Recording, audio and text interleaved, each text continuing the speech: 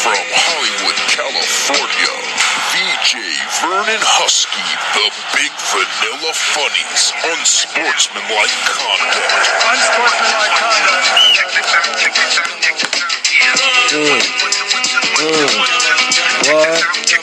What? There's always a reason why I start certain shows with certain songs. You guys know that, man. Anybody's been listening to me over the years, been listening to me over the weeks and the months and the days. If this is your first time tuning in, I always have a method to my madness, man. I want to welcome everybody into DJ's Unsportsmanlike Conduct Live. Right now, Spreaker.com. Don't forget to podcast us later.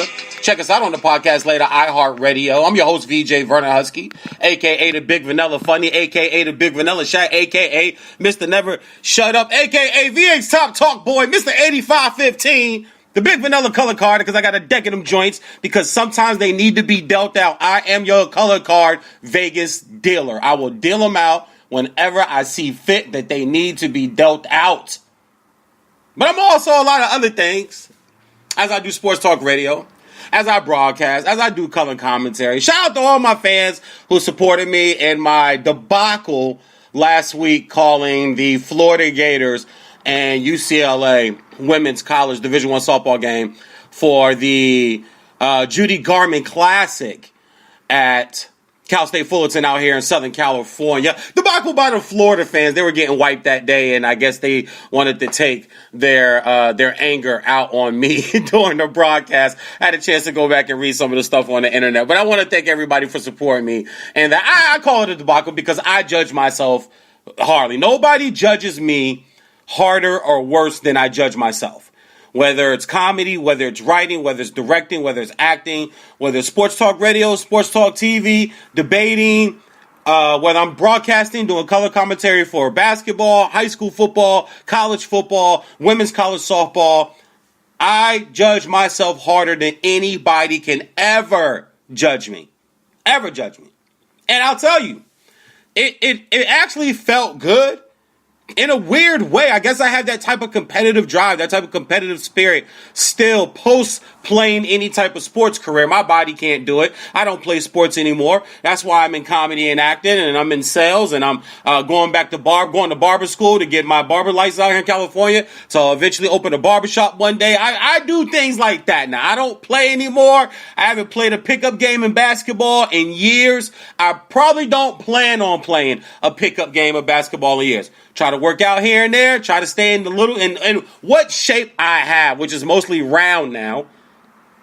But I do try to stay a little short. So I don't get out there and I don't play. So my competitive spirit has to run through something else. And a lot of that is how well I perform, whether I'm doing comedy, whether I'm doing sports talk radio, or all the things that I name. However I perform, that's where my competitive drive is. And to see some of the reaction on social media about my performance, it drives me. It really did. I laughed at a lot of it. I shook my head at a lot of it. It was all in good. I felt like it was really all in good fun, even though there were some people that said some things they probably really, really meant. But I looked at it really, it was just all in good fun. And that's honestly how I viewed it.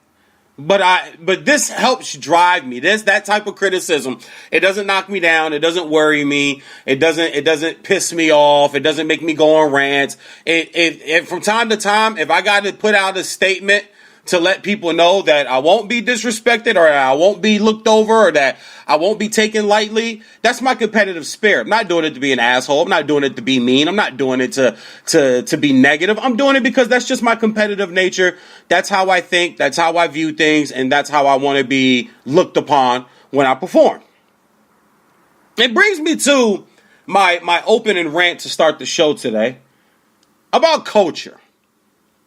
I've talked about culture in sports before. I've talked about culture when it comes to coaching. I've talked about culture when it comes to certain type of players that are out there, whether it be a superstar or it be a role player or whatever the case is. I've talked about culture time and time again. I believe in it wholeheartedly. I think culture wins championships along with great coaching, along with a little luck from the injury gods of your main players or your role players or your main role player or the superstar or the best player on the team or the best player in the league doesn't get hurt. Everybody's got to do their part. It's not a one for tennis. Are you shooting archery? Are you in the individual swimming race or individual event in gymnastics or something like that? It's always a team effort. And even in golf, at some point they do have teams. There's the Ryder Cup. That's a team thing. Like it's so rare in sports that you do it by yourself. You need a lot of moving parts. To me, culture is one of them. And culture has come up in the last few weeks in sports. It's been about 3 weeks since I've been on the air live. I've been very busy doing other things. I don't get to do this show like I used to every morning, like I used to for about 2 to 3 straight years. I had to back off because I got a lot of other things going. So it's been a while. It's been about 3 weeks that I've been on air live. And there is a lot that's happened in sports. So we'll cover a lot today. I got a great show for you guys lined up today. Got an outstanding show for you lined up for you guys today. I'll have in Louis Estrada from Spectrum Sports out here in Los Angeles. He covers the Dodgers, covers the Lakers. We will talk about LeBron and the Lakers. We will talk about AB. We will talk about Kyler and the Combine. We will talk about a bunch of other things in sports and championship culture. The first thing I want to touch on with culture right now is a predicament that I made about 2 to 3 years ago when I started to see the Pittsburgh Steelers start to have these little chinks in their armor. Things started to happen that you didn't normally see from the past. And when I say the past, I mean the last 20 to 25 years. See, certain things you were accustomed to, a culture of playing football, a culture of winning, a culture of player development. Every time they got a guy or they had a good draft, 4 or 5 guys would all cement themselves in their positions against the Steelers offensively and defensively, and away they would go. They never really had to reload. Rebuild. All they ever had to do was reload. They never had to pull out a different gun. They just kept reloading the same one they had because the same one they had was kicking ass for a long time. Competitive for a long time. AFC championship games year in and year out. Super Bowl appearances year in and year out. Super Bowl championships every 5 years. Started with Coward. Coward won 2. Tomlin takes over Coward's guys. Wins it 1. Gets to another one, gets beat by Aaron Rodgers. That gives him his only Super Bowl in the Green Bay Packers. But they're always there. In the AFC, Patriots, Steelers. Patriots, Steelers, Patriots, Steelers over the last 15 to 17 years. With an occasional mix in the Ravens, mix in the Colts. But for the most part, the two most consistent teams in the AFC have been the Steelers and the Patriots over the last 20 years of professional football. No AFC team has been more consistent. And when they have a down year, it's 11-5 or 10-6. They rarely have 8-9 wins. They rarely don't make the playoffs. Look at the run. Look at the numbers. Look at the facts. Look at the situation. But about 2 to 3 years ago, I started to see a change in the Steelers' culture. They still had great players. They still were winning 12 games a year. They were still going to AFC championship games because in football, man on man, all the talk goes out the window. That's what makes football the greatest king of kings sports, man of man sports. All the talking goes out the window. You can't fake your way in football. You can't fake your way in football. You can't hide bad players in football. They will be exposed. In college, in Pee Wee, in NFL, in the XFL, in the AFL, and in anything, they will be exposed. And I started to see the culture change. They still had all the great talent, but the culture started to change.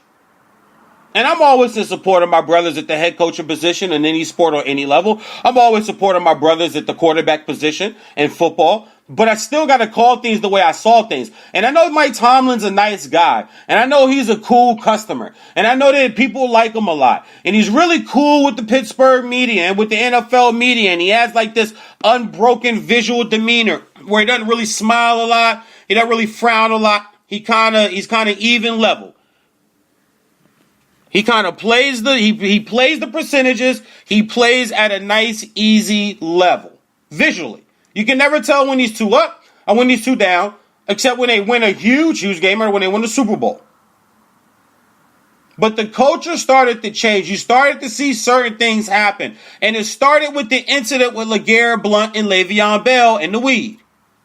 Now, I'm not saying that he's allowing this stuff to happen. It's not what I'm saying at all. What I'm saying, though, is that players, children, employees, anybody that has someone over them in life, which is most of us.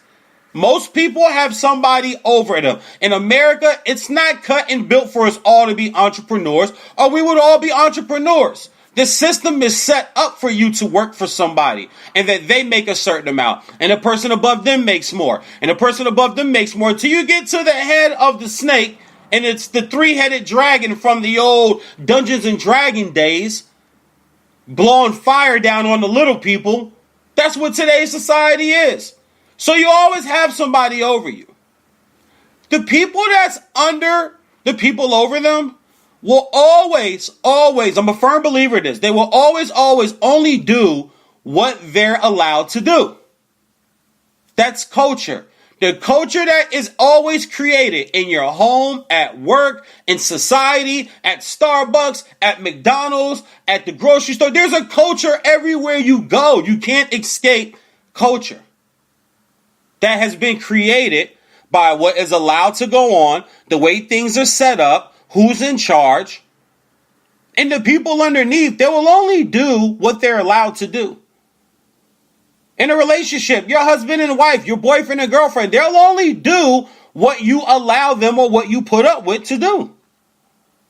It's the same in sports. Players will only do what coaches, owners, GMs will allow them to do. But that starts with the culture that's created. And it's too easy to go to the Patriots or to the Warriors, but there are plenty of teams that fall in line. They may not win Super Bowls or NBA championships or Major League World Series championships or Stanley Cups, but there are a lot of great coaches, a lot of great players who actually live within a culture that's created and comply with the culture that's created. And with the Steelers, I started to see that crack a little bit. That points to Mike Tomlin to me. You set the culture. You set this culture of allowing certain things to go on. For whatever his reason is, I'm not going to sit here and try to pick out what his reasons are. But I do know the culture started to change. And it started with LeGarrette Blount and Le'Veon Bell. And then it rolls over into a lot of locker room things. And then it rolls over to James Harrison and some of the things that he was allowed to do and say.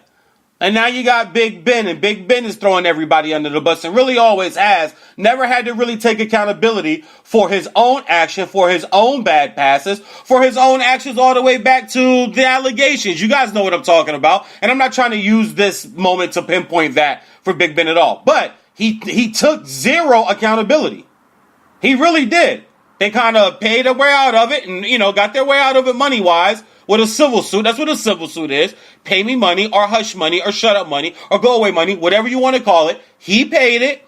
The league punished him. And that was kind of, it was kind of brushed away. Nobody talks about it and brings about it. But if you go back and you really look at that situation, he never took on any accountability whatsoever. And he's done it with his receivers. He's done it with the defense. He's done it with Todd Haley. He's done it with coaches. That's the culture that's created there. He didn't start that. He wasn't doing that when oh my God, I can't believe the coach's name. I'm so sorry. Coward, excuse me. He wasn't doing that when Coward was there. It's the culture that started to be created. So fast forward to all of that. You got AB talking now. Now we got AB talking with the blonde Hulk Hogan mustache, horrible, and the one Carolina blue dread hanging out the front, even more horrible. Now, I'm not sure what AB's root is. I'm not sure if he's trying to kill his trade value by teams saying, well, we don't want that guy if he's talking like that. I don't need to play football. I don't need this game. They're going to do it my way or play by my rules. Or he could be trying to really kill his trade value just to go back to Pittsburgh and say, all right, you aired it out. I aired it out. Let's be men. Let's move on. I don't want to go nowhere. Y'all don't want me to go nowhere. Let's move on. Y'all can't afford me to go nowhere. Let's move on. Or he could be just getting his side of the story out because all these stories come out about Antonio Brown and some other incidences that he's had with other people off the field. Is it him on the field? Is it Big Ben on the field? Big Ben saying his piece. The owner stuck up and basically called the Steelers Big Ben's kids or children. And you guys know, man, any strong-minded black man, let's just be real, any strong-minded black man not trying to hear himself be called a kid to another grown man just because we work together. That didn't play well, and I'm pretty sure it didn't play well with a lot of people in the locker room. It definitely didn't play well with AB. So he could just be using this opportunity to say, okay, you want to get your side out? I'm going to get my side out, and whatever happens, happens. Or third, he could be doing all this talking the way he's doing just rambunctiously because he's basically now really trying to force their hand because they're asking for a first round. And if I'm an opposing team that's looking at AB as a trade, I'd wait a little bit because I'd say, well, I'm not giving you a first round. He's going to keep talking like that. Sooner or later, the value is going to drop down. You're just going to have to deal him for what you can get him for. And I'll wait a week or so. We still got the draft coming up. We still got the combine. Do you want a 30-year-old receiver? AB is still dope. AB is still a great receiver. One of the best route runners I've ever seen in football. And I have watched a lot of football in my life. Antonio Brown is easily one of the best route runners I have ever seen.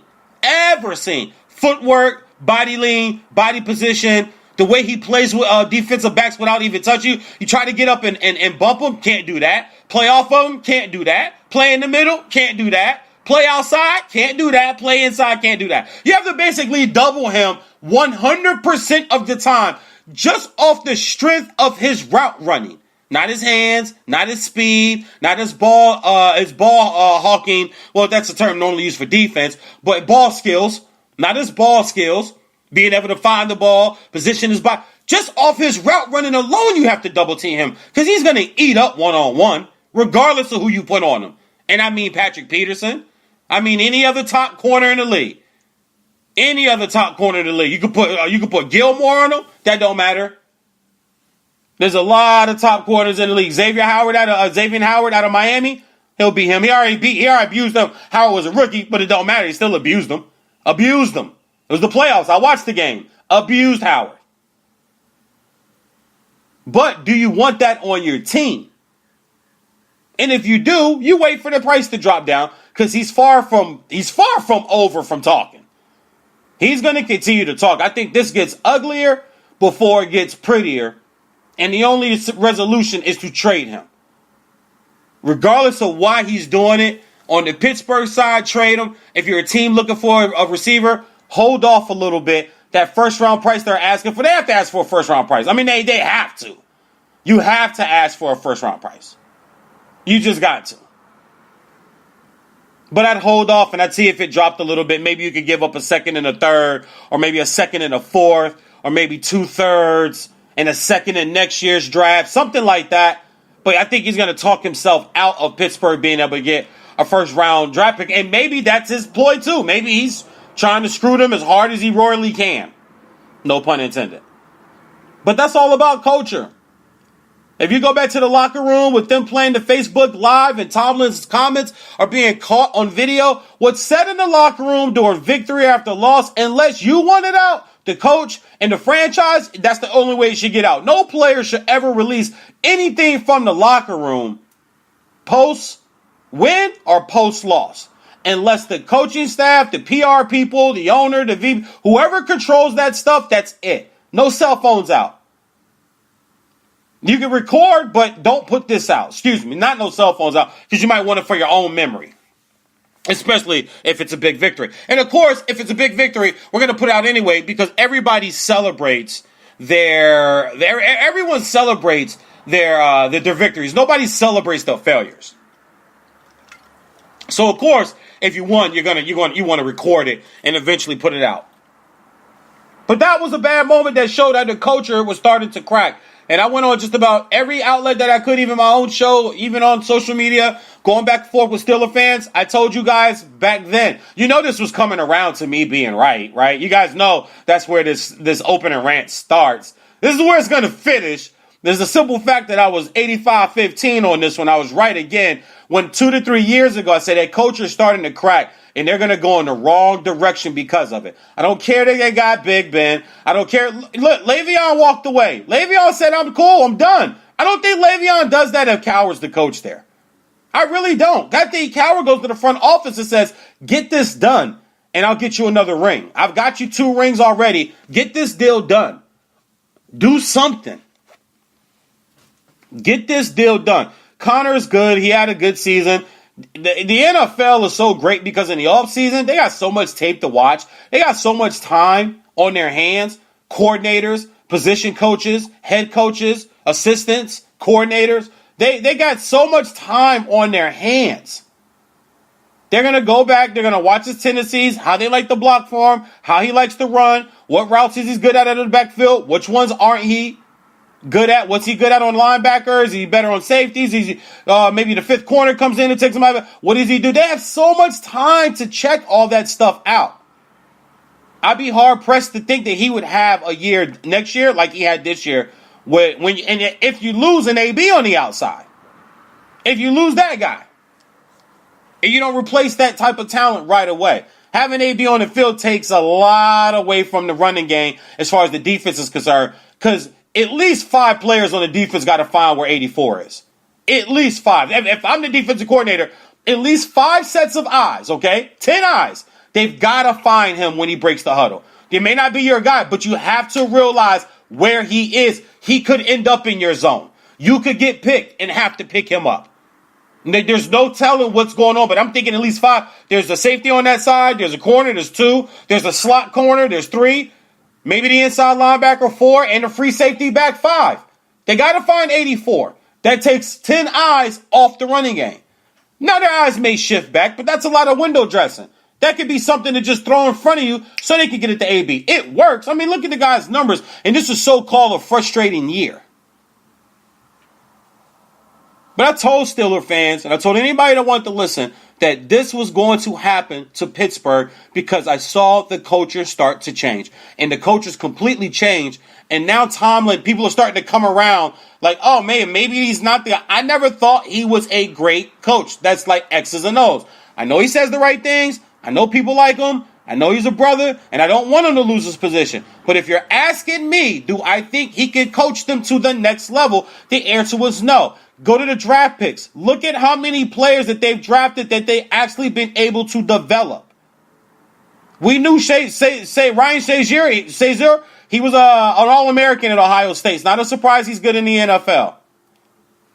TJ Watt, it's in his DNA. He's got 3 brothers in the league. 2 other brothers. There's 3 of them in the NFL. It's in his DNA. Juju Smith-Schuster, Juju Smith from Cali out here, from LA, you can kind of see it at USC. And he's playing opposite of AB. He's playing off of AB. AB has those, remember those 10 eyes we just talked about? AB's got those 10 eyes on him. So he's going to get open. He's going to see a lot of one-on-one coverage that he can take advantage of. And he's a good receiver. He's got great hands, great speed. He's a great route runner, too. He's a big play threat. He had a great year for Pittsburgh. And he could duplicate that. Maybe he becomes a number 1. We've seen in the NFL. We've seen receivers get old, start talking, and get moved out. And the next thing you know, the 2 becomes the 1 and does really well. They fill right in and they keep going. I just don't think that's going to be the case in Pittsburgh because the culture's changed. And they've got to fix that. And it might require firing Mike Tomlin because you have to change the culture. And that's the culture that he's created. To another thing in culture, I want to talk about the NFL Combine and Kyler Murray really quick. This will be fast. The Combine has created this culture that you have to show up here to perform well, and perform well to be anything in the NFL or not be a bust. Or you show up here as a kind of underdog and a lower name, and you accelerate and you improve your draft status. Now, part of this I understand because it's just what football is. There's been camps, there's tryouts, there's like in high school when you tried out, or in middle school when you tried out for the team, you didn't have pads on. You did a bunch of drills, you ran some routes. Whoever thought they were quarterbacks, line up over here. Whoever thinks they're receivers, line up over here. You run routes, you catch the ball, the quarterbacks throw, you get down to the 3-point stance and you do the takeoff and run the 20 yards. You do stuff like that that helps you either make the team or you're going to get cut. You don't put pads on. There's no game film. There's no actual contact. There's no physicality. There's nothing there that would say, oh, this guy's going to be great. You're just watching a guy in t-shirt and shorts. And in middle school, it's a 13-year-old. It's a 12-year-old. High school, it's a 15, 16, 17-year-old. By the time you're 17, of course, people know, you know whether you can play or not. Everybody knows whether you can play or not if you've been playing since you were a kid by the time you're 17. But I get it, because this is what football is. Even when these All-American kids go to these camps, they rank these kids. I'm still trying to figure out how they rank high school kids when a lot of them don't even play against each other. And a lot of them play at these power schools in their small little areas, and they dominate the regular season, and you rank them off of that. But then they get to the playoffs, and they go play another power school from a different part of the state that they normally wouldn't play, and they get beat 52-10. But they have the number 2 ranked running back on the nation on their team. Is he ranked number 2 because he ran against some bums for 8-9 games? Because when he ran into the other nationally ranked team in the state, they held him in check and his team got beat by 50. Like, I see it all the time. I see it all the time covering high school football out here.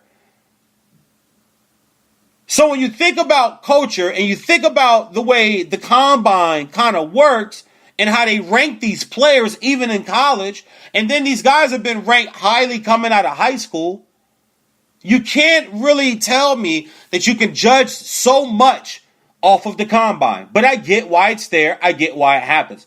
The culture, though, now is we want to overhype players at the combine, and we severely underhype players at the combine. If you look at it, there's no middle stories anymore in the combine. It's either a guy that shot way up the board, the receiver from Ole Miss, the kid Metcalf. Yes, he looks like a Greek god. He looks like he is put together better than physically than any football player I might have ever seen before. Like, the guy doesn't have a muscle out of place. He's got an 8-pack, not a 4 or 6. The kid's got an 8-pack. He's got arms like an outside linebacker. He had arms like David Robinson had in his career. He has shoulders like Dwight Howard times 10. 6'3", 225, 230. I get it. But why are we just hearing all this noise about him now? He wasn't a huge noisemaker during college football season. Where's his big game at? Where was his huge moments this college football season for Ole Miss? Where we just said, man, this kid right here, oh my good. We'd have been saw a picture with his shirt off. We're just seeing it in March. College football was over in November. This is the culture of the combine. Looks great, jumps high, got a crazy body. Now you got coaches commenting, and you got all these quotes coming out about his body type and how. My only question is, can he run routes? Can he catch the damn ball on an NFL level? Put the tape in. That brings me to Kyler Murray. Kyler Murray is going to be an NFL star. He just has it, people. Put the tape on. I don't want to hear about 5'10". Everybody that knows me and listens to the show knows I'm not a big Russell Wilson fan, but I'm real enough to say that boy, that's a bad boy. I'm not a Russell Wilson. I don't know why. I don't have a reason why. I really don't. It's just not my guy. Just not a fan. And I know that may be a little corny, but we all have a little corniness of us in sports. When it comes to being a sports fan, we all got a little corny in us. But I have no idea why I'm not a fan of the guy. But he is the truth. And if his team was a little better, and they didn't get so many breaks. They get so many breaks at home. I think that's why I'm not a fan of the Seahawks at all. And I'm not a fan of Russ Wilson. There it is right there. They get too many NFL breaks at home. They get too many officiating breaks. I don't like that. Because to me, sometimes I guess it makes the game that you had look better than it really did. But he makes plays for his team. He's got a great arm. He's accurate as hell. And he keeps them in every football game. They're rarely blown out. Johnny Manziel, same type. We know what was up with Johnny, though. Johnny was a little lighter and frail, and Johnny wanted to be a superstar first. You got Baker Mayfield, same size. Doug Flutie, even smaller. Michael Vick, small guy. This thing at the combine where, oh, he's only 5'10", he's only 207, he's got small hands. Man, look, kid, put the tape on. Put the tape on. Can he make the throws? Period. Put him out there with the other NFL defensive backs. Even in shorts and t-shirts. Can they cover does he make the throws? Can they cover the receivers that he's throwing to? If the answer is no, he can play.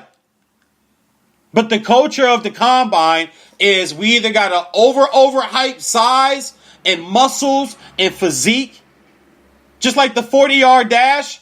There's a defensive player that ran a 4.42. Okay, I get it. But you're not running streamlined like that as a defensive end. You're running at an angle, dipping your shoulder, trying to get around, doing a swim block, or doing a under rip, or a club move to try to get to a quarterback. I'm not saying your 4.42 don't have nothing to do with that, but your 4.42 is not going to be the reason why you could get to the quarterback. But we blow it up and we overhype it. That's the culture of the combine. There's no middle stories. Kyler Murray will be a superstar. Same thing I said about Baker Mayfield. Just put the tape on. When you watch the tape between those two guys and a Johnny Manziel, and I was a Johnny Manziel guy, A&M. The difference was, though, Johnny had those plays that Kyler and Baker didn't have. Those plays where it looks like, oh, man, he might not belong in the NFL. There were a handful of those. There was a lot of, I don't care about size, the kid can play. He's got guts, he's got moxie, he talks shit, he makes the big plays. He went and won a game in Alabama against Nick Saban's defense. He put up 41 points on them and then put up 31 points on them the second time. Yeah, there's a lot of that, but there were plays that even myself, I would go, man, he take a hit like that in the NFL, or man, he's falling to the ground and he tries to throw a ball like that, or he tries to throw across his body again like that in the NFL, he's going to have a long Sunday and a very short career. There were those plays. You don't see those with Kyler Murray on film. You don't see those with Baker Mayfield. You didn't see those with Baker Mayfield. That's not to say that they won't happen in the league. But you didn't see those plays. Most of their plays are great throws, great reads. They throw picks, not a lot. They'll throw picks in the NFL. All quarterbacks throw picks in the NFL. Tom Brady throws picks in the NFL. Tom Brady throws picks in the Super Bowl. Tom Brady and Peyton Manning throws pick sixes in the Super Bowl. They both have done it. You're going to turn the ball over. It's how, when. It's how and when, and sometimes why. But put the tape on. Stop judging everybody by size and by muscles. And that don't mean David Boston was a freak when he came into the NFL out of Ohio State. A physical, just like God. And David Boston was average as hell. Got to the point where he got too damn big to even be considered a receiver. Couldn't get in and out of his routes. Body started wearing down on him. Muscles started tearing. And he became a bust. Look at Jamarcus Russell, big guy. Look at Darius Haywood-Bay out of Maryland with that speed. And the Raiders drafted him number 4 or 5 overall. It was one of those slots. But that 40-yard dash, I like CJ2K. I like Chris Johnson. But at the end of the day, he had a 2,000-yard season for a team that didn't go to the playoffs, if I believe. I'll double-check that. The year he went for 2,000, I don't think they went to the playoffs. And he kind of had a kind of ho-hum career. He had 2 or 3 really, really good to great years. But he only got that and only got drafted as high as he did because of a 40-yard dash. Did people say, well, let's put on the film, how durable is he? He's playing in Central Florida. Who is hitting him? Who is playing against him? When you're playing on a D1 level of one of the Power 5 conferences, I'm not questioning your toughness. I think that's the silliest thing to do. They're not, even if it's Oklahoma, you're still banging heads with Baylor. Baylor puts players in the NFL. You're still banging heads with Texas. Texas puts players in the NFL. You're still banging heads with A&M. A&M puts players in the NFL. TCU puts players in the NFL. TCU's defense has got 2 or 3 guys drafted every year in the top 4 rounds for the last 3 years.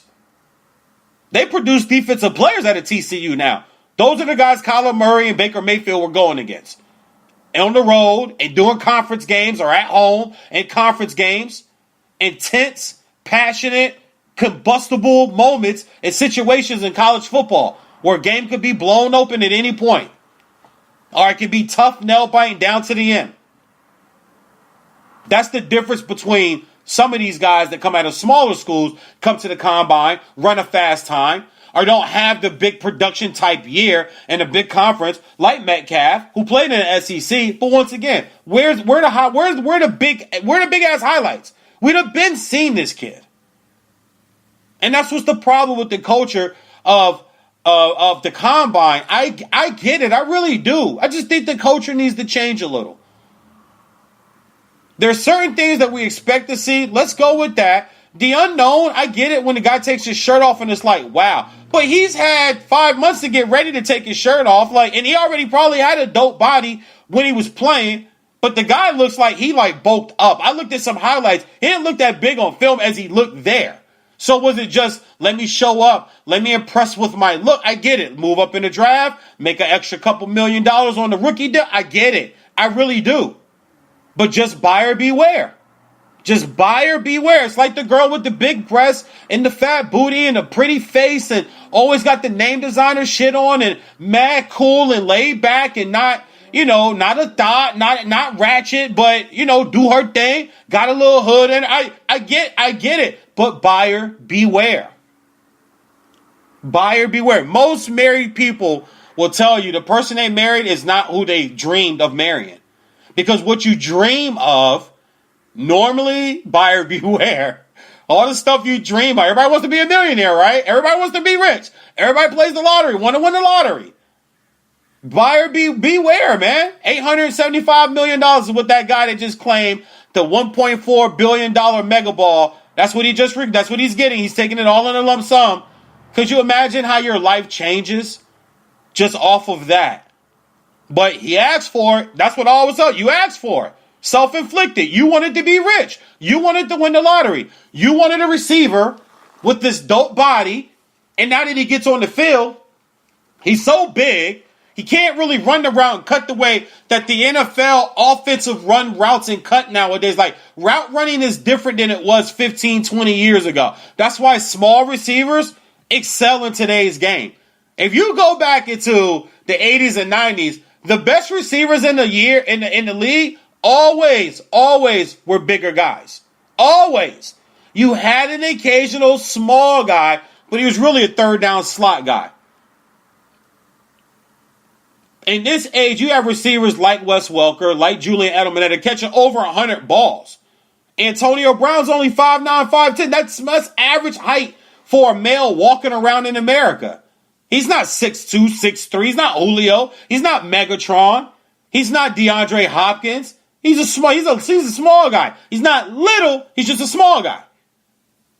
Like Wes Welker was little. But Wes Welker had over 100 catches in multiple seasons. 1,500 yards. Brandon Cooks, big play threat in the NFL.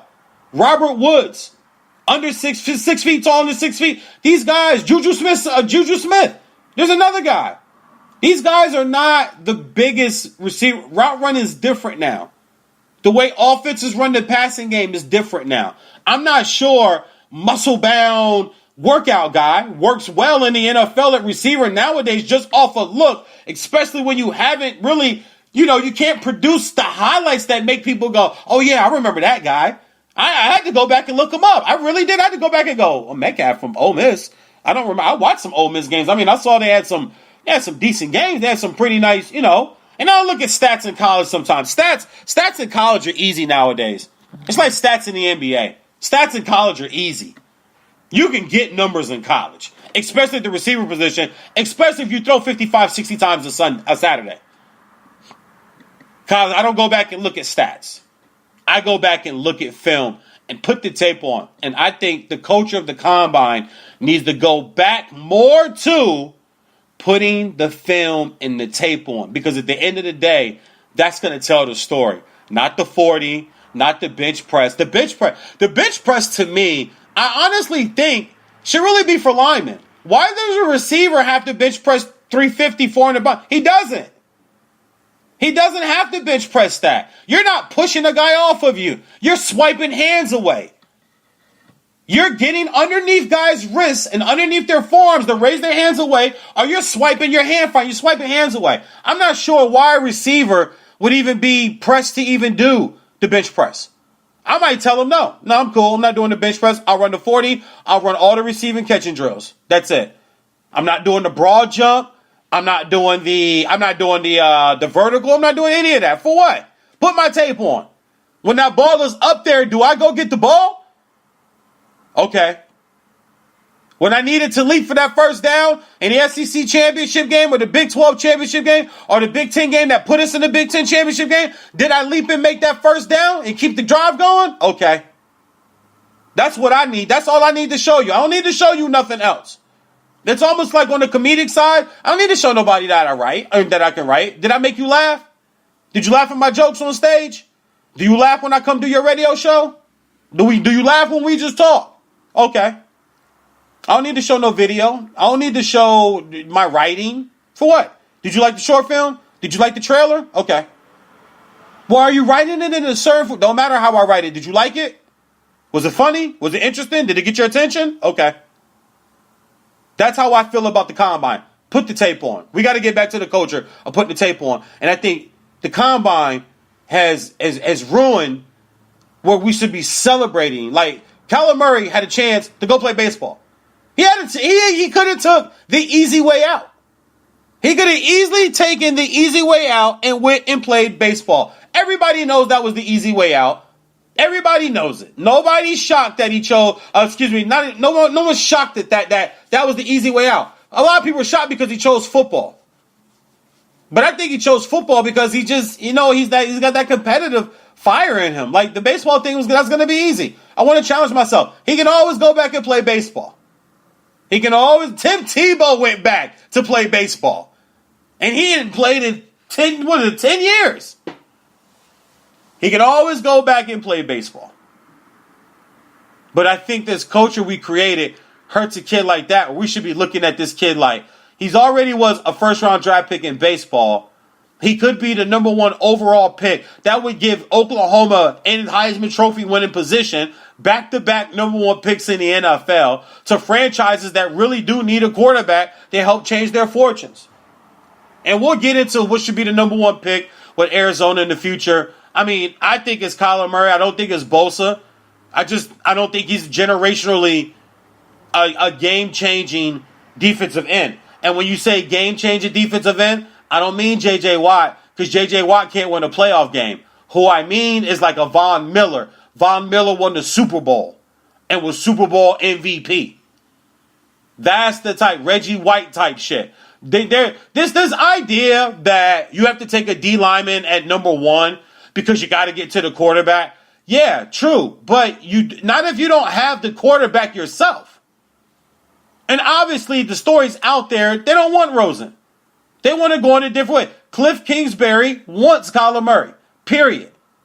They shouldn't even play around with it. Put Rosen on the block right now. And teams that are looking for a quarterback can get in on it. That affects the whole first round of the draft. Because you got the Dolphins, you got the Raiders, you got Jacksonville. Jacksonville looks like they've agreed to get Foles in there. Sorry, I'm going off on football real quick, but when I start talking football, it can get real ugly. We're going to get to some other stuff, and definitely Lebron and the fakers in a minute. Yes, I took the L out and put an F there. They're the fakers. You guys, listen, I'm going to bang on the Lakers all day long. I got a smile on my face right now. Y'all should see it. But anyway, you're looking at teams that need a quarterback. Cincinnati. There's some teams out there that can need a quarterback. Detroit's looking to move on from Matthew Stafford. Teddy Bridgewater is going to be a free agent. Teddy Bridgewater could be in the mix for some teams this year. So that means that the Saints eventually going to have to look to replace Drew Brees. There could be a landing spot in the trade right there. The Saints think they're right there. They may be one offensive weapon away. There's your trade piece right there. Maybe you bring in a Rosen. Maybe you swap positions in the second round. Try to find another receiving threat to go along with Michael Thomas. There's a lot of variables if they would just come out right now and say, listen, we want Kyler Murray and teams call us about Josh Rosen. Because you can't have them both. You can't have them both.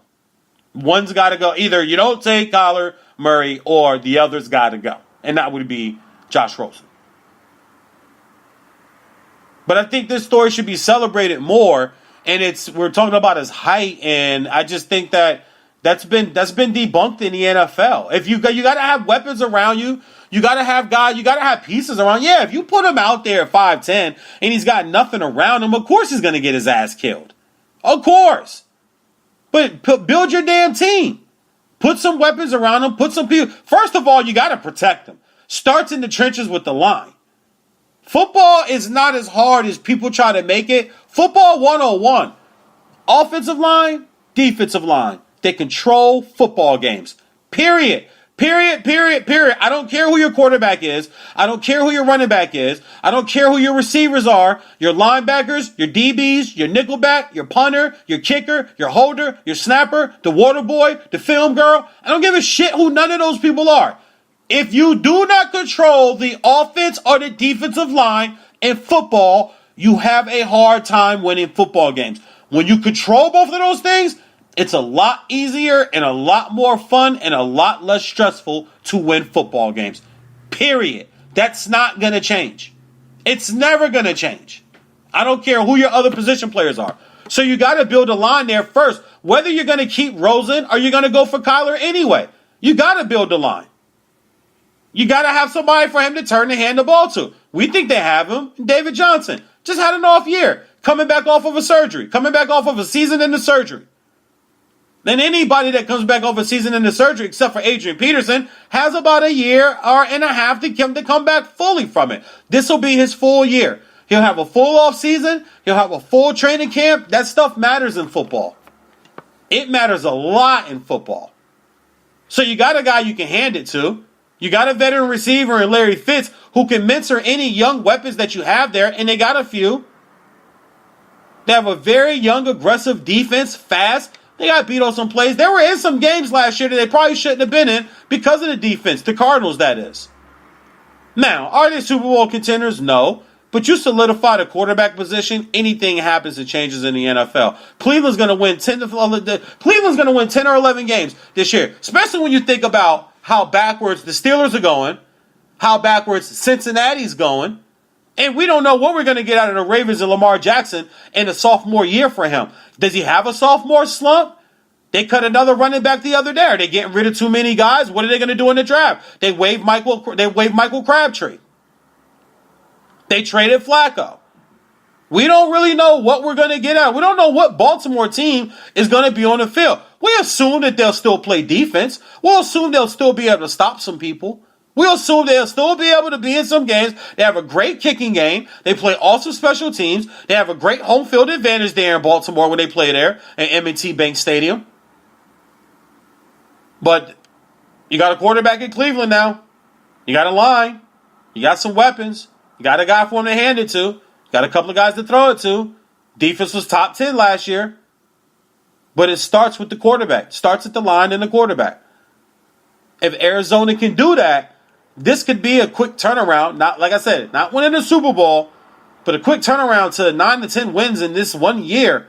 I believe Kyler Murray has that type of talent. And when I put the film on, that's what I see. And I think the combine culture needs to get back to that. And the last thing on culture I want to talk about is the easiest thing to talk about in culture right now. And that's LeBron James and those Los Angeles Lakers. Okay, look, we're going to start like this. And this, I promise you guys, this is the last time I'm saying this. I mean that shit. This is the last time that I'm saying this. I think LeBron James has done an exceptional job handling all of the hype and all of the pressure and all of the expectations that was put on him. Or that was laid at his feet. I don't want to say put on him. It was laid at his feet. Do you want it or not, kid? Here it is for you. We're going to build you up as the best ever. You're going to be greater than Kobe one day. You're going to be greater than Michael one day. You're going to win some championships. You're going to be a global mogul icon. This is you. This is what we're going to do for you. And it's right here at your feet. You got to put the work in. And here it is right here for you. I commend him on the job that he's done as far as that's concerned. Because there are a lot of people in a lot of different industries that things have been laid at their feet for them. They put the work in to get to that point, and then somebody sees it and recognizes it, and then say, okay, you know what we're going to do? We're going to lay this right here at this bad boy's feet and see what he does with it, man. See if he wants to take off with this and be the next great something. And they did that for LeBron, and I think he's done a great job at taking that on harnessing it and basically unleashing it onto the world. Whether it's his school, or whether it is his foundations that he's created, whether it's the super teams he's put together, whether it's the kids he's put through college, he is manifested and monetized on every opportunity. Now he's out here in Hollywood doing stuff. I'm not hating on it, man. I'm out here trying to do my thing too. I get it. LA does that to you. Of course, he's got a whole lot more money than I do to do his shit than I got to do my shit. But it's cool. I'll get there. I'm not worried about it. I'll get there. But I think he's done an exceptional job at putting the right people around him to keep his dirt clean. Because everybody got dirt. Ain't nobody perfect. Everybody got dirt. But if we don't know about it, then we don't know about it. We know it's there. Because everybody does something.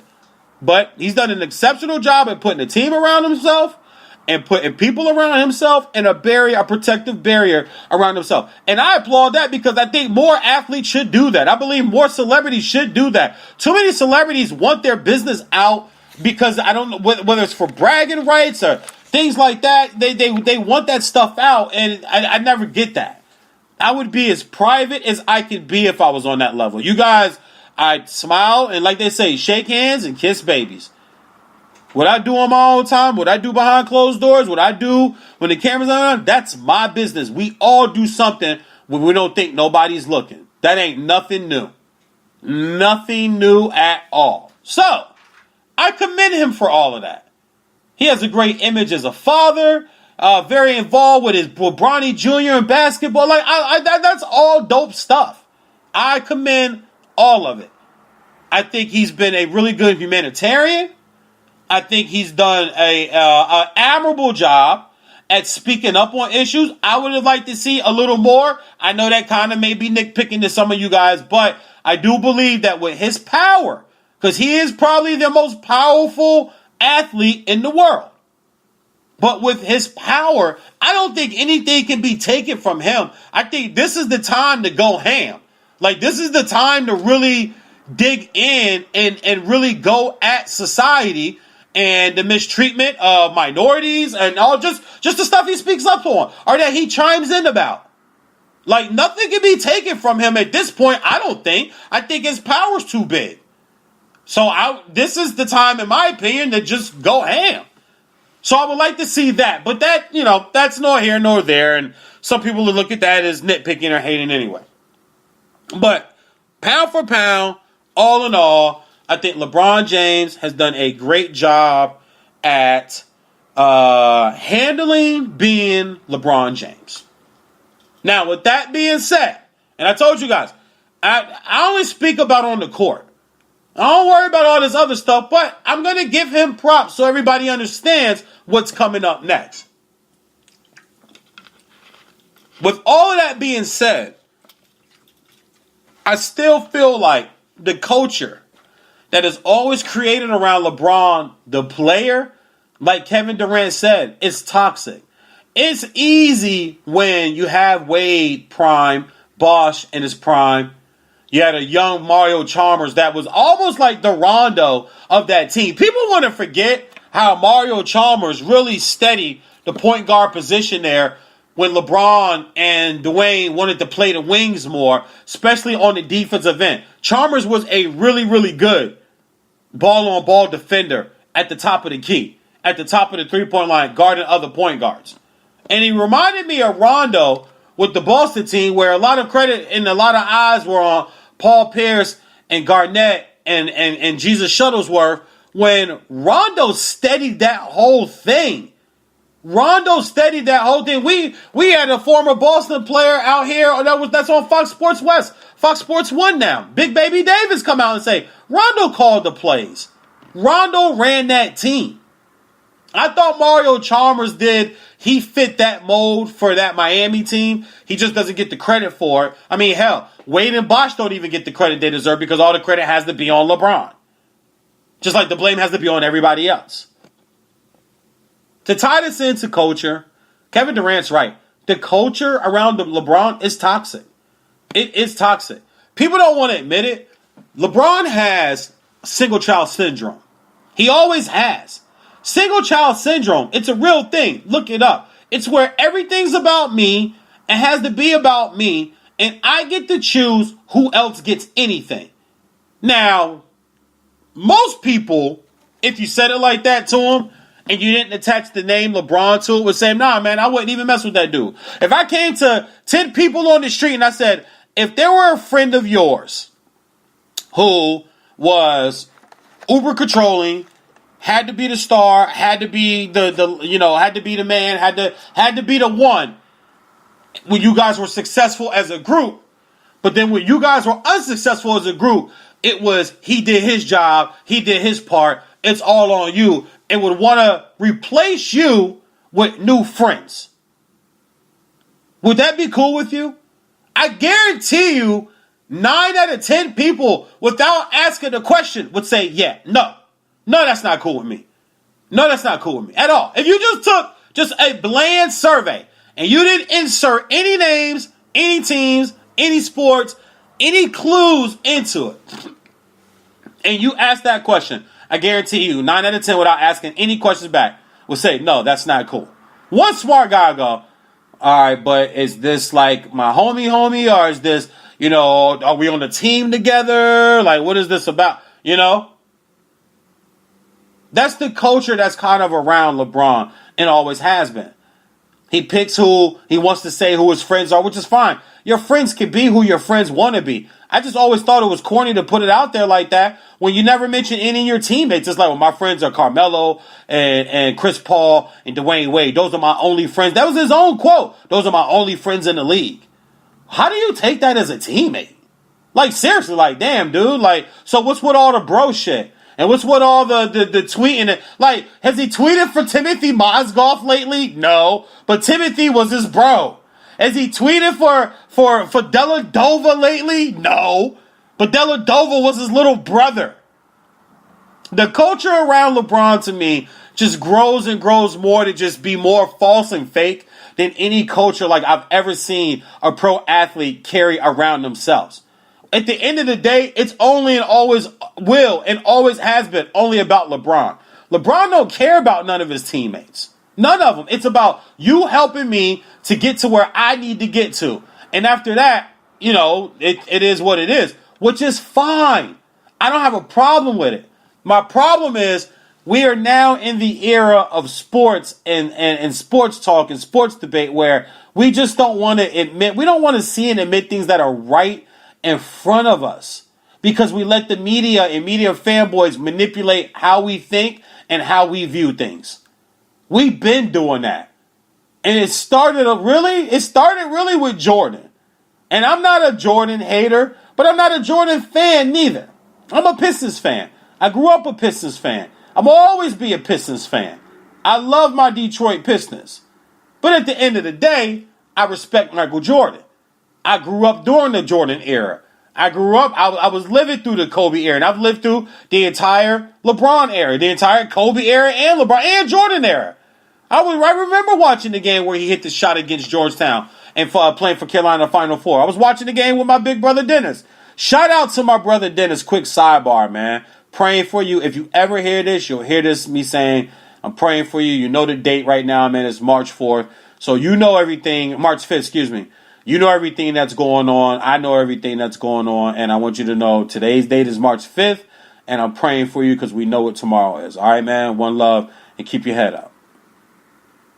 But my brother Dennis had me watching the Final Four and the championship game with him and playing against Georgetown. We were living in northern VA, so there's a lot of Georgetown fans and of our friends around us. I remember watching that game. I saw the entire Jordan era. Kobe, and now we're going through LeBron. The culture around LeBron, though, guys, listen, this is bad. It almost makes everything else before look so fake. Looks so fake. And I told you all, he was going to tear this franchise down. And he's doing it. These players don't want to play with him. They don't want to play there right now. They all want out. Nobody's playing for the team. Everybody's playing for self. And I get that. You got to play for self because you got to show what your trade value is now. You're not even playing when you do And we've seen this before, and it kept getting excused and kept getting swept under the rug, where people were like, oh, well, he's got to get better players, or he needs more help, or he needs... And every time it happens, it's always, well, see, he had to get his guys, and he had to... But you destroy the franchise once you leave, because you make teams make desperate moves to suit you and fit you. And let's get real, guys. He didn't do it in Miami. They just came together, went and played, and it went 2 for 2. But every other year that they've done it, it hasn't worked out. When they won the championship in Cleveland, when he won the championship in Cleveland 3 years ago, that team was put together in the offseason and they went through. They didn't make these drastic ship everybody in. The year they did do that in Cleveland, they got swept in the finals. The year they did do that, they got swept. This year, they're not even going to make the playoffs because you try to Jensen off every player again. And I get to the point where I start to think it's his ego. This ain't had nothing to do again, Anthony. You're telling me Anthony Davis and him and who the hell else was going to make this team make the playoffs this year? Because you were sending away Ball. You were sending away Ingram, Rondo, Kuzma. Who the hell was you going to have left? The Lakers offered up 2 first-round draft picks. Like, are you kidding? Who are you going to have left? And if you don't land a superstar next year, max contract guy, you think you're stuck with agent LeBron and AD who can't stay healthy. Because that's what he wanted. Because that's the culture that's created is wherever I go, I'm going to do it my way.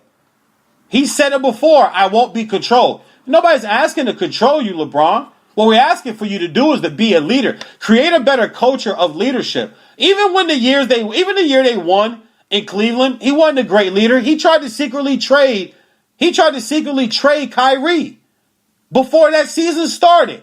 That's not being a leader. And then when it came out, then it's like, oh, well, the front office asked, no. You wanted Kyrie traded. The story just never broke. That's being a piss poor leader. He's, in my opinion, like I said, when you win, it's easy for anybody to be a leader when you win. It's easy. I don't care what anybody says. Or to show your leadership. I'll say it like that. The tough time to show your leadership is when everything is stacked against you. And you're down in adversity. Right now, 30-34, 10th in the West, lost 3 in a row, 3-7 of their last 10 games, 12-20 on the road. Don't point to when he was hurt. Don't point to they were the 4th seed. They were the 4th seed when Memphis and the Clippers were 1 and 2. You know where Memphis is right now? They're number 14 in the West. They're 25-40. They're 20 games out of where they were. The Clippers are 9 games out of where they were. They're 37-29. They've held on a little better. When the Lakers were the 4th seed, so things shifted, things changed.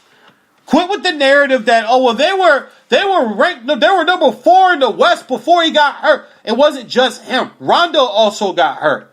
Ingram got suspended, then got hurt. Lonzo's been hurt twice. There's a lot of reasons why this season's gone the way they've gone. You can't control injuries. I get that. But you can control culture. And the culture that the Lakers have created, and I hate to agree with Marcellus Wiley, but I heard him say this 2 days ago, and he's really right. The culture that the Lakers created is not about really building up kids. It's not about building and molding talent. It's not at all. It's get the superstar in here so we can be talked about, so we can sell tickets. And I don't think that works in the NBA anymore. I really don't. That's the culture they created. And you brought in the worst guy to bring that type of culture to this win now, because now you add in, well, we can win now, but we got to trade everybody. The same lottery picks you worked to get, you were about to give away. Who does that? 5 years straight of drafting in the top 3. The NBA did y'all asses a favor. The NBA did the Lakers asses a favor. And Magic was about to let LeBron throw it all out the window for a guy who obviously can't think for himself. He obviously doesn't have any type of inner mojo, because can't no man pull me aside and tell me to start acting a certain way so I could come to him and then be his blame toy when things don't work out. You think that dinner they had after the game they had here early in the year was them just catching up on old times? What old times? LeBron is 10 years older than him. What old times? You think that's what it was about? I even said, there was even, shout out to my man Chris Broussard, who's been like a side mentor to me in this industry, where he even went on Undisputed himself. It said, if I was AD, don't make it look as nasty as Jimmy Butler did, but kind of act upset. What the hell? Kind of act upset? That's where we are now? That's the culture that you guys are trying to breed into the Lakers, or that the Lakers are breeding right now? So we could get this one guy, this superstar, this big name, so we could be talked about again. I've heard people over the last few weeks, well, look, the LeBron is here, so the Lakers are being talked about. That's what it's come to? You guys are just trying to be talked about now? I hate to agree with Marcellus Wiley, because we go back and forth on Twitter. But he hit that dead on, man. And I respected that. He was dead on about that the Lakers have turned into a culture, have definitely turned into a culture of get the superstar in here and let's just get let's get the crowd back again and let's be talking. I heard Magic say it. Well, hey, we're in the news again. We're being talked about again. Like, not championship, because you ain't winning no championship. Not with Golden State. Remember when Golden State was fluttering around 5th or 6th seed? I got asked on a talk show back in December, are the Golden State Warriors in trouble? All I can do is laugh out loud. My response was, it's December, man.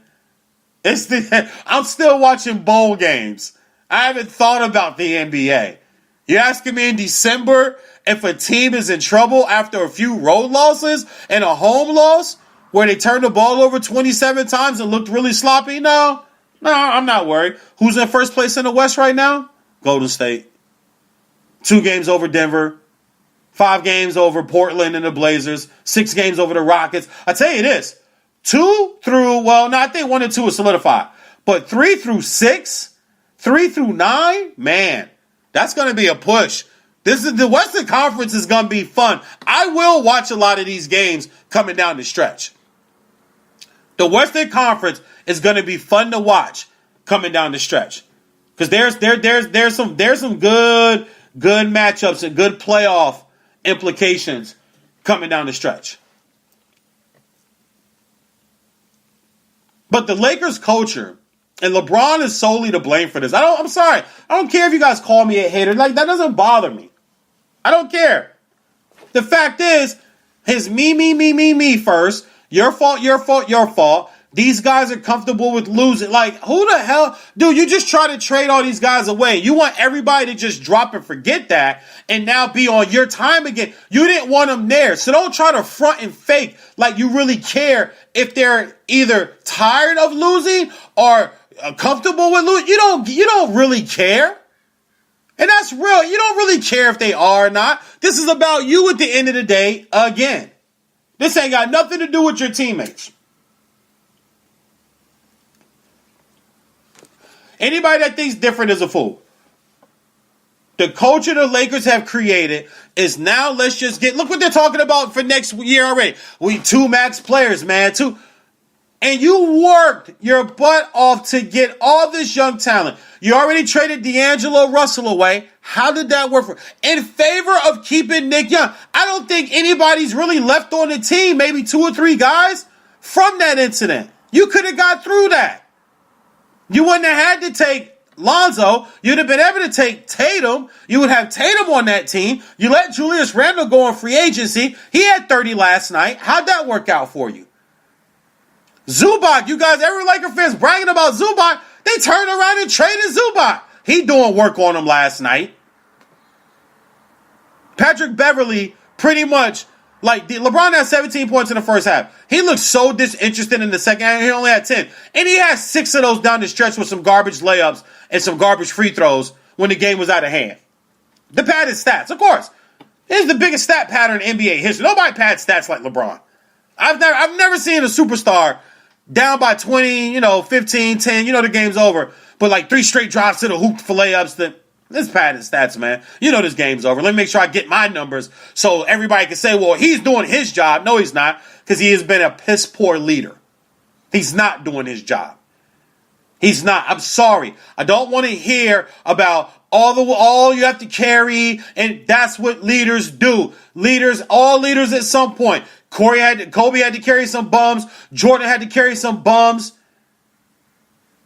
Everybody, all the greats we compare in the GOAT conversation or close to it, at some point had to carry some scrubs. Kareem had to carry some scrubs. Him and the Big O had to carry a lesser team in Milwaukee back in the 60s. Magic never had to carry a lesser team. He always had that run with Worthy and Jabbar and Coop, Byron Scott. He always had those guys with him. But Jordan, at some point, when people were like, he's getting eliminated, he was carrying some scrubs in a tougher league. LeBron's had to carry some scrubs. Kobe's had to carry some scrubs. But you got to be a leader in those moments.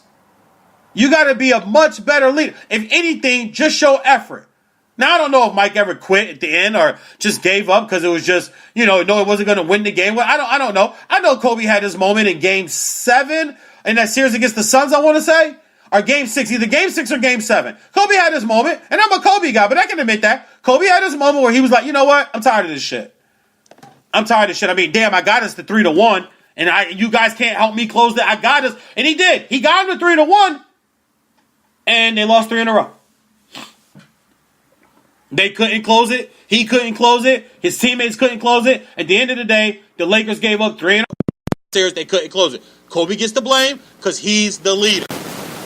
Leaders get the blame. Tom Brady threw for 500 yards in the Super Bowl last year, and there's still people who would get on TV and say, well, he didn't win. He didn't beat Philly. And he threw for 500 yards in that game.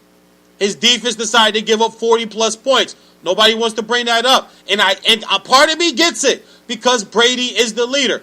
But when he wins the Super Bowl 13-3, it turns into, his defense had to carry it. Well, his defense didn't carry it.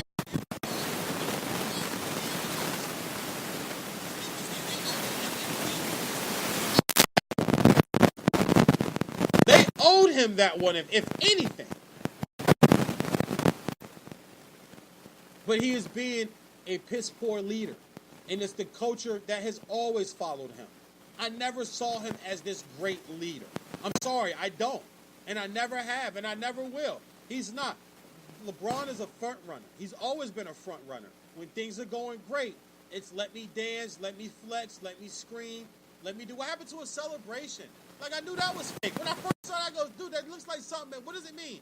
You pushing down twice, you stepping high, okay, with the high knee, okay, got the high knees going. You pushing down, okay, and then you smack the chest twice and sprint, okay, but like, all right, well, do it all the time though. It was like something that just it wasn't authentic. But that's passive aggressive people. Passive aggressive people are very rarely authentic. They're calculated, but they're really, really, truly just authentic, and things happen with them naturally.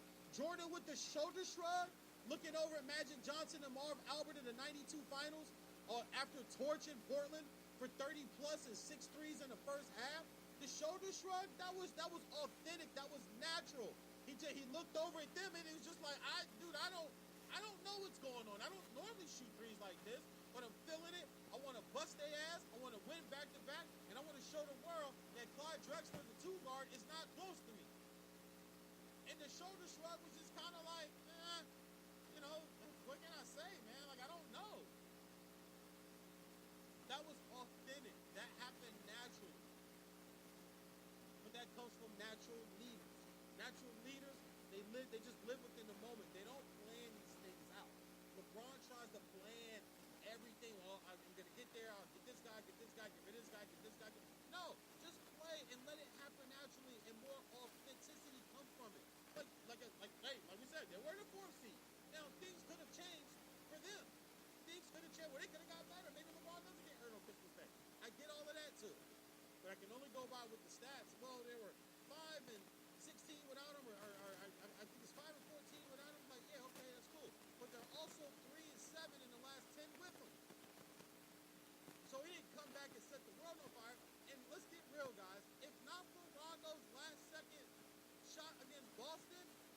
2-8 in their last 10. They would have won 2 games in the last 3 weeks.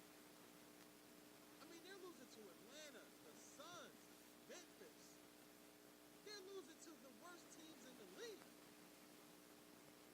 You got to be a better leader, but that's the culture that LeBron is creating. That it's about me. It's only going to be about me. And I'll call you bro on social media and all this stuff, but I don't really mean that shit. I don't like none of you guys anyway. And once again, if that's LeBron's plight, I'm cool with it, man. Like, I don't mind if he doesn't like certain guys. I'm tired of all these damn players liking each other any damn way. I'm tired of that. So if there's some guys there that he just might not care for, I'm cool. I'd much rather him come out and do that than to act like everybody's your bro. Like, where's his defense for Johnny Manziel? Remember Johnny Manziel? He was with his agency, and he was little bro. As soon as Johnny started getting in trouble, he bailed. Wasn't there for his guy, and that's fine. But don't try to sell me on like you care that much. That's all I'm saying. But that's the culture that's been created. The Lakers are done. I told you all when we signed it. This was a wrap. It was going to cost Luke his job. 2-3 weeks ago, Luke is safe. Yesterday, they expect to fire Luke at the end of the year. Which means Malice Simon, assistant, gets fired. Brian Shaw, assistant, gets fired. All these other assistants they all get fired. Why? Because of one player. It's not these other guys. These other guys are young. You got to expect them to make mistakes. You got to expect them to grow. They were supposed to be all in on being patient. Isn't that the bullshit that they was pushing? And I told people then. I said, they don't buy that.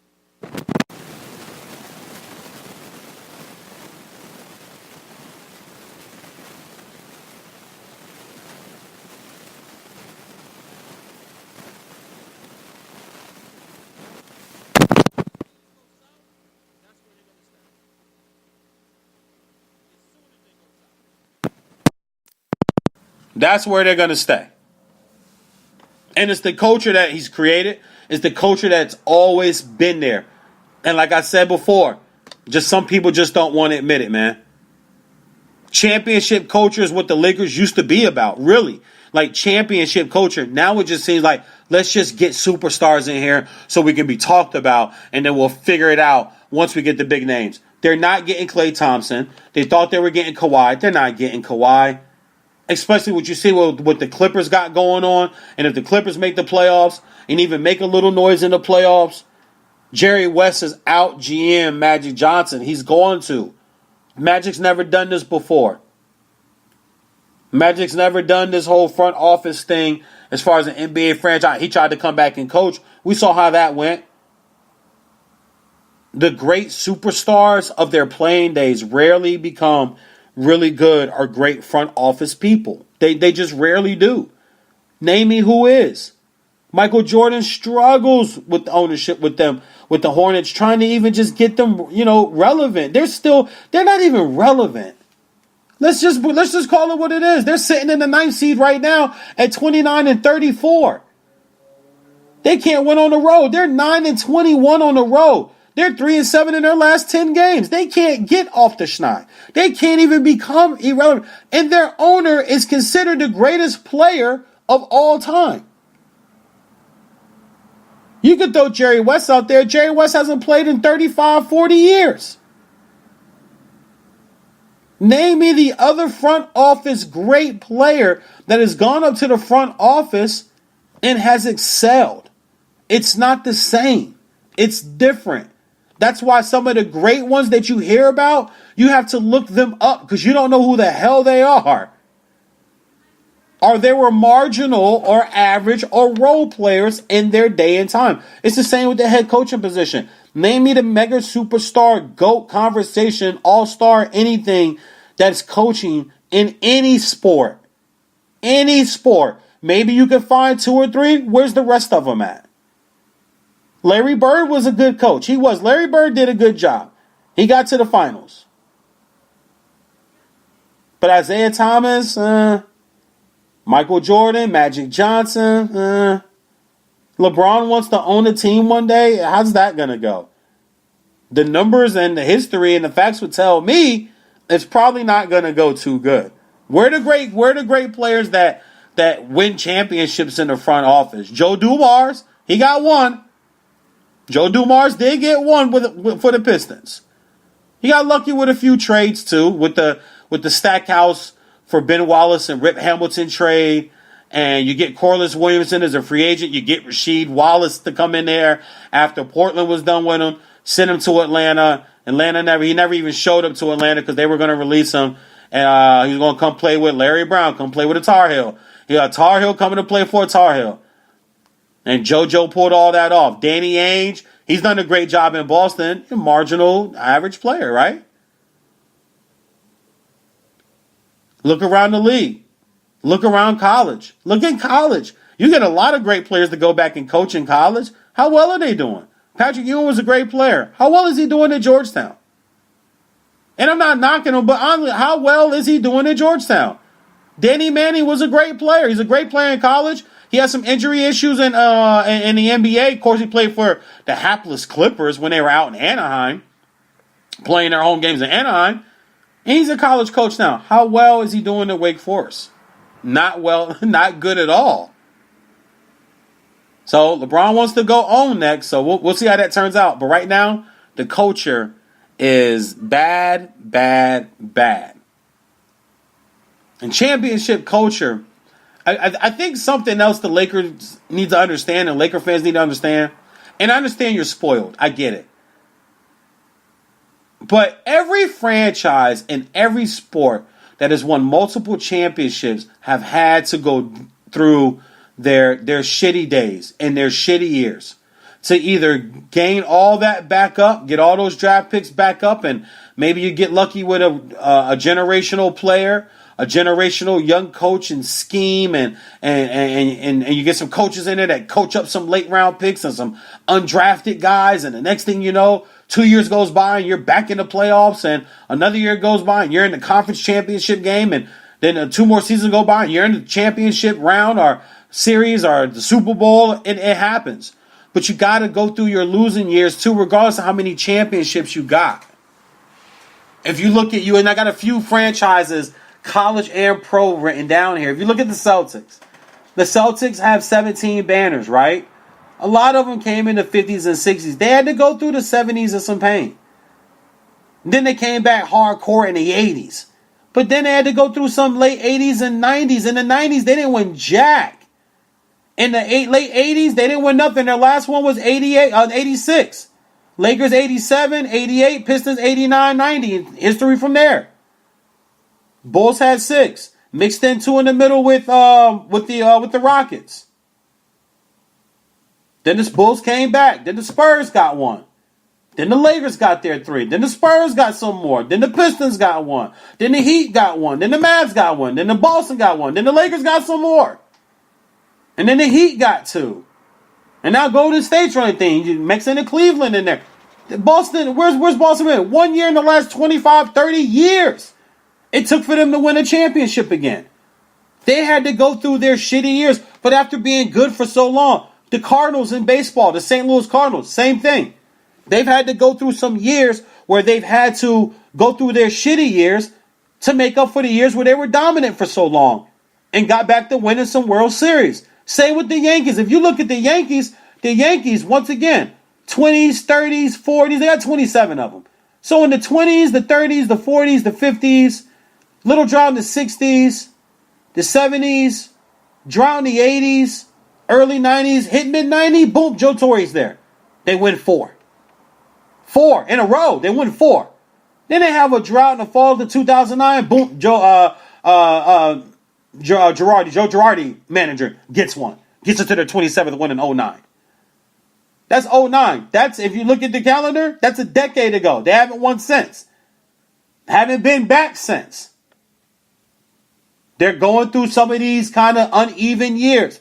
But they'll bounce back. You know why the Patriots won't take the foot off the gas pedal? Because they know that once Brady and Belichick are gone, they're going to fall into the middle, packed into the back in the NFL. You can't replace that type of talent just off of a coin flip. It doesn't happen that way. You can't replace that type of talent off of a coin flip. That's why you got to hold on to it and dominate and kick teams down as long as you can. That's why the Warriors are doing it. Because it's hard to win one, let alone 6, 2 of the last 3, 3 of the last 4. Almost probably a three-peat this year for the Warriors. You look at USC football. USC football's always been great. They got Heisman Trophy winners up and down the roster of the Hall of Fame. They got national championships. They go through some down years. We had some down years in the 90s. Didn't really produce a lot of championship caliber type football teams in the 90s. Had a few good years with Keyshawn Johnson. And then boom, Pete Carroll walks in. Bow, bounce right back. And now they're down again. Duke basketball is going to face the same thing when Coach K walks away. I don't care who you replace him with. It's like Jim Calhoun up at UConn. Ollie did get one. Shabazz Napier helped that out a whole lot. But other than that, go back and go look at him now. Go look at UConn now, men's basketball. And Calhoun had him good for so long. But they're going to go through these down years until they can find another Calhoun-type coach who can recruit the way he recruited and coach the way he coached. I saw Calhoun in person years ago do a coaching clinic at University of Maryland. University of North Carolina and at DeMatha High School. Saw him do a coaching clinic with my own eyes. One of the best speeches and one of the best segments of a coaching clinic I ever saw. He was outstanding. And I could see and it was coming off the year of them winning their first national championship. He was feeling good. He was smiling big. He had the big-ass championship ring on, too. He was smiling big, boy. But it takes a while to replace that. It's the same with the Bulls. The Bulls right now are 18-46. They are 32 games out of first place of the playoffs. They're 13 games out of the 18 out of the playoffs. But you don't just replace a Michael Jordan. You don't replace. They're gonna have to go through this until you get a Jordan and a Pippen and a Rodman and a Horace and a Kukoc and a Kerr and a BJ and a Tex Winters and a Phil Jackson. It takes a while to get all that back. But you have to do it through building championship culture. You can't just keep trying to. Every time they try to go get the hometown kid, you had Derrick Rose, injuries. They went free agency this year for Jabari Parker to try to bring him in? No. They bring in Frank Horvath from college? No. It's not happening. You're going to see it with Ohio State football. I hate Urban Meyer, but he's a good coach. Coaches football well. Very well. It's been proven. But with him gone, the program will step back. It's hard to replace great talent. You have to build championship culture. And I don't know if the Lakers have, well, it's not that I don't know. I know they don't. They don't have championship culture right now. They have me first. Everybody's for self. I watched the game last night. And I don't even watch the NBA like that. But I said, I want to just see body language. I want to see how his team is taking this and how they're playing and why they're losing these games. I just keep seeing final scores. Oh my goodness gracious. They lost to Memphis? Let me go back. And then, of course, when they replay it, I'll go back and check it out or DVR and kind of speed through it a little bit through the boring parts, commercials, halftime, stuff like that, uninteresting parts of the game. But I just wanted to see body language. Rondo was the only guy last night that acted like he was even remotely wanting to play basketball. Stats are old, guys. Stats are over. Stop with the stats. I don't care about points. It's easy to score. Watch the way teams play defense now. Watch how you can have 20 really at the end of the game, but the game is a blowout, so you do 3 straight drives to the hoop and get 3 easy layups, 6 points, and it's like, well, I have my 26 or I have my 27 or my 28.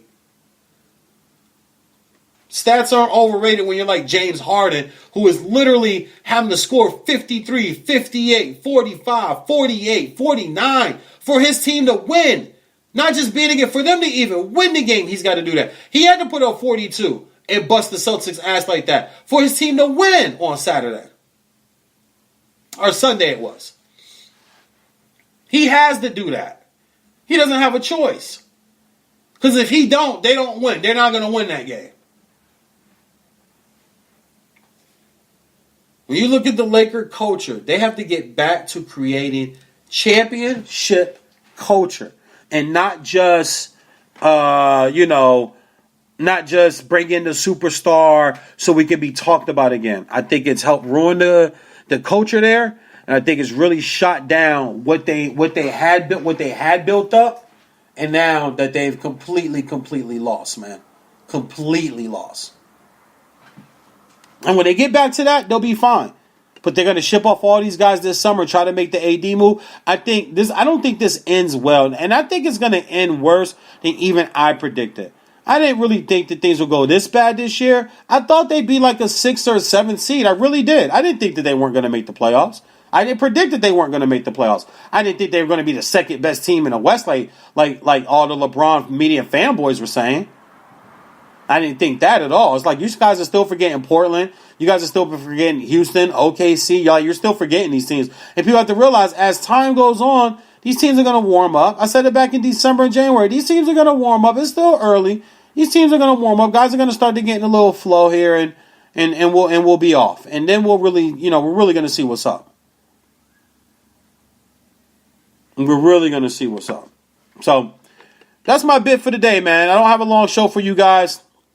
I wanted to get a good hour and a half in, and we just crossed over 90 minutes. So good hour and a half show today, man. No special guest, no call. Just wanted to rant about culture and a few things. I'll probably be back on air later this week, too. I'm actually I got some obligations I got to handle tomorrow for most of the day, but maybe Thursday or Friday I'll be back live on the air, and we'll get more into some of the NFL combine stuff. We'll definitely talk some more NBA and college basketball. I will do a show mainly dedicated to college, especially leading up to the Carolina-Duke game. We'll talk about Zion Williamson. We'll talk about R.J. Barrett. Real quick on R.J. Barrett, I tried to tell everybody at the beginning of the season that Zion wasn't the guy on that team, that it was R.J. Barrett.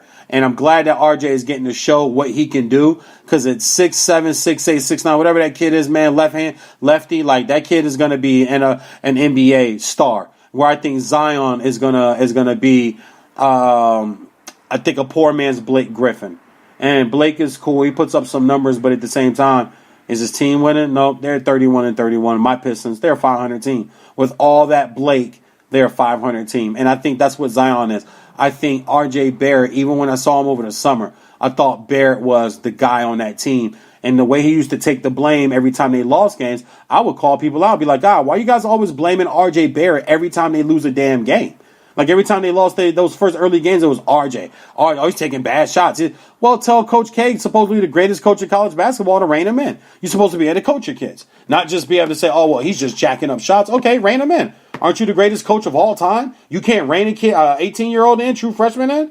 Please, man. Anyway, yeah, we'll get into a lot more college basketball. Talk about my Tar Heels and what job Roy Williams has done with my beloved Tar Heels this year. Like, I'm even shocked at the job that Roy Williams has done. I knew he would coach them up well this year, but to have him at number 3 in the nation this late in the year with a chance to win the ACC regular season title and get a first or a second seed, or even a third seed, because they all get a first round bye in the ACC tournament, just does my heart so darn well. Does my heart so damn good. Those North Carolina Tar Heels, baby, down in Tobacco Road, Chapel Hill, baby. Go Heels, them Tar Heels. Psyched about my Heels. Told y'all about my Heels.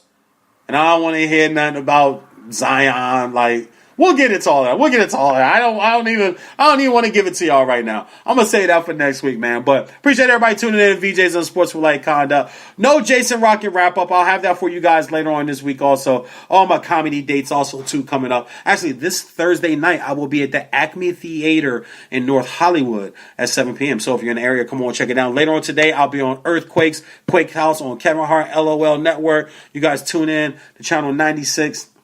On Sirius Satellite Radio between 1 and 3 West Coast time, and that is 4 to 6 East Coast time. All my people's back on the East Coast. Y'all check me out today, man. The Big Vanilla Funny on Quake's House today, on Laugh Out Loud on Kevin Hart's Network Radio on Sirius Satellite. Channel 96, tune in, man. I'll let y'all later this week. Appreciate everybody tuning in. I'm your boy VJ Wright, man. VJ Vernon Husky. Mr. 8515. Y'all know all the nicknames. I ain't got to go through them, man. Y'all stay blessed. Enjoy your sports for the rest of the week. I'll holler at y'all. Peace.